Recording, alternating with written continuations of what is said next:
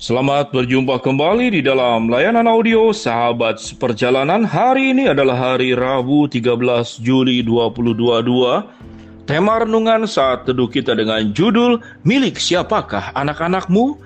Milik siapakah anak-anakmu? Firman Tuhan terambil dalam Lukas 2 ayat ke-48.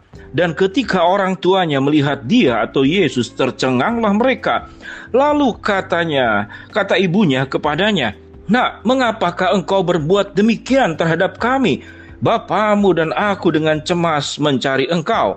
Pada ayat yang sebelumnya, ayat ke-47, dan semua orang yang mendengar Yesus, sangat heran akan kecerdasannya dan segala jawab yang diberikannya. Mari kita berdoa. Bapa yang di dalam sorga, biarlah kami boleh belajar tentang hak kepemilikan. Apakah benar anak-anak yang terlahir dalam keluarga kami, cucu yang terlahir dalam keluarga kami adalah milik kami atau sesungguhnya milik siapa? Kami ingin belajar kebenaran firman Tuhan ini. Dalam nama Tuhan Yesus kami berdoa, amin. Shalom sahabat seperjalanan yang dikasihi Tuhan.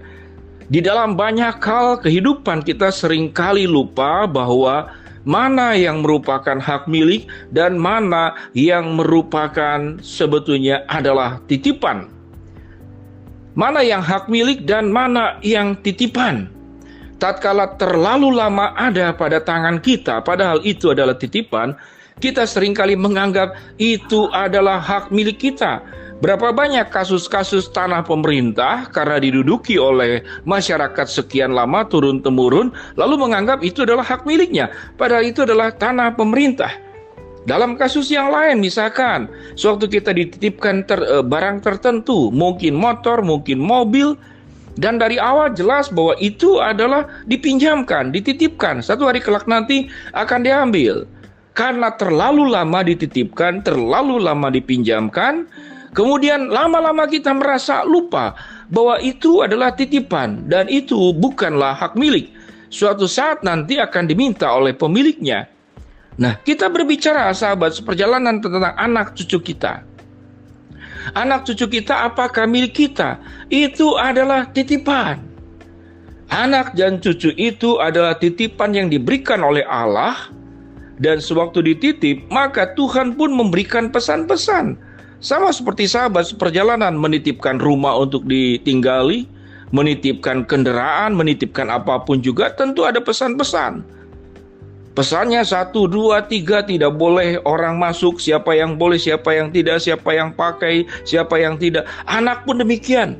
Sehingga sewaktu membimbing anak mengasuh keturunan, maka pengasuhan yang kita lakukan, nasihat yang kita lakukan, perintah yang kita berikan kepada anak cucu kita, itu berdasarkan kepada siapa yang menitipkan. Anak cucu kita adalah Tuhan yang menitipkan dan bukan punya kita. Betul terlahir dari buah kandung dan benih dari kedua orang tua, tapi itu titipan. Dari mulai kitab Ulangan dikatakan, ajarkanlah anakmu berulang-ulang supaya mereka takut akan Tuhan. Yaitu siapa? Bapa Allah Abraham, Ishak dan Yakub. Ajarkanlah mereka untuk mengenal dan memahami Taurat Tuhan. Ajarkanlah mereka untuk mengasihi Allah dan mengasihi manusia seperti mengasihi dirinya sendiri. Itu perintah Tuhan. Yang menarik adalah Maria dan Yusuf yang merupakan orang tua daripada Yesus. Dengan jelas mereka tahu bahwa itu adalah titipan Allah. Dari semenjak dikandung pun dikatakan engkau akan mengandung seorang anak dan akan diberi nama Immanuel, Tuhan beserta dengan setiap manusia. Allah sudah menjelaskan bahwa Yesus yang terlahir dari buah kandung dan benih Maria, dan tentunya bukan Yusuf ya, orang tuanya Yusuf, tapi benihnya adalah dari Roh Kudus, dikandung oleh Ibu Maria dan dititipkan oleh Tuhan dengan pesan-pesan dia akan membawa keselamatan kepada dunia ini. Itu adalah titipan. Sewaktu bertumbuh selama 12 tahun dalam pengasuhan kedua orang tuanya, maka lama-lama merasa bahwa titipan itu adalah hak milik mereka, lalu punya hak untuk mengarahkan, menuntun Yesus itu ke arah mana. Dalam kasus Yesus tidak memberitahu tetap ada di Yerusalem, sementara orang tuanya telah pulang dari Yerusalem, karena itu adalah kebiasaan di setiap Paskah. Tentu ini sesuatu yang lain. Tetapi sewaktu kemudian melihat Yesus sedang bersoal jawab dengan siapa? Dengan alim ulama. Lalu kemudian ibunya berkata, "Nak, bapamu dan ibumu mengkhawatirkan engkau, tidak ada salah. Tidak ada salah dalam hal ini." Namun tidak ada catatan bahwa Maria melihat bahwa tatkala melihat Yesus sedang bersoal jawab dengan para alim ulama, dengan ahli Taurat, ibunya menyadari bahwa itu adalah anak hanyalah titipan. Bahwa Yesus sedang menjalankan rencana-rencana Allah yang dititipkan kepada kedua orang tuanya untuk menjalankan rencana Allah yang lebih mulia daripada rencana dan pikiran-pikiran orang tua. Sahabat seperjalanan, mari kita bicara tentang anak dan cucu kita yang ada dalam rumah tangga kita. Berapa banyak orang tua lupa? Setiap anak ada jalannya Tuhan, setiap anak ada pilihan yang Tuhan titipkan kepada kita, dan anak sedang menjalani programnya Tuhan. Keturunan kita sedang menjalani rencananya Allah. Anak dan cucu kita sedang berkoneksi dengan Tuhan untuk menjalani kehidupannya, dan anak cucu kita bertanggung jawab kepada Allah, bukan kepada orang tua yang paling utama, karena kita adalah titipan. Kita hanya menangkap apa yang Tuhan inginkan, apa yang Tuhan harapkan kepada anak dan cucu keturunan yang dititipkan kepada kita, dan kita memberikan perintah, kita memberikan bimbingan dari perintah yang diberikan oleh Allah kepada orang tua. Sama sekali kita tidak boleh memasukkan rencana program kita, kehendak kita, keinginan kita. Yang terjadi kepada anak cucu kita adalah keinginan dan kehendak Allah yang terjadi. Program dan keputusan Allah yang terjadi. Rencana kepada masa depan Allah yang terjadi kepada anak-anak dan cucu kita. Sahabat seperjalanan, semoga dengan memahami tentang renungan ini dengan sebuah tema, milik siapakah anak-anakmu? Maka kita menjawab, anak dan cucu kami adalah milik Tuhan, dan sewaktu ada pada lingkup keluarga kami, maka itu adalah titipan.